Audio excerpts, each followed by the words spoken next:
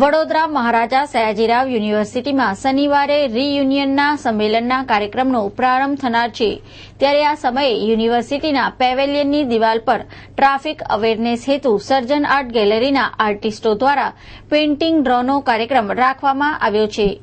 માણસોની અવેરનેસ વધે, ખબર પડે કે ટ્રાફિકમાં રૂલમાં શું શું ગરબડ ચાલે છે અને શું શું સુધારા થઈ શકે એમ છે.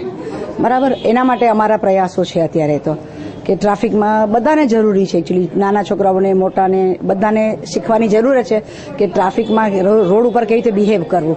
પહેલી વાત છે.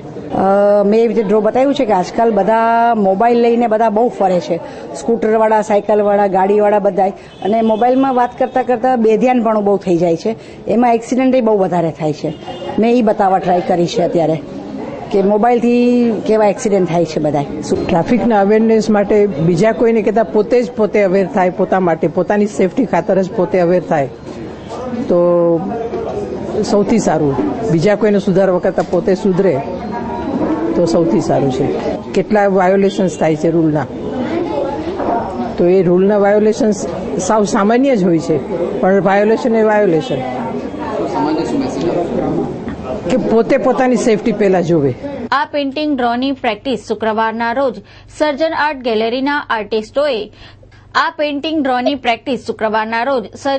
ગેલેરીના આર્ટિસ્ટોએ કરી હતી. આ પેઇન્ટિંગ ડ્રોમાં 60 જેટલા આર્ટિસ્ટો ભાગ લેશે.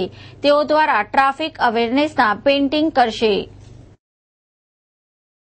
મા બાપ બચ્ચાઓને આપી દેતા હોય છે વ્હીકલ ને પછી કમ્પ્લેન કરતા હોય છે બચ્ચાઓ ફોન યુઝ કરે છે ચાલુ વ્હીકલે, તો આ એના માટે પિક્ચર છે.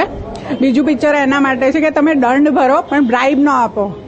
કાપલી કપાઈ દો પોલીસ પાસે એક વખત, પણ બ્રાઇબ ક્યારેય ન આપો.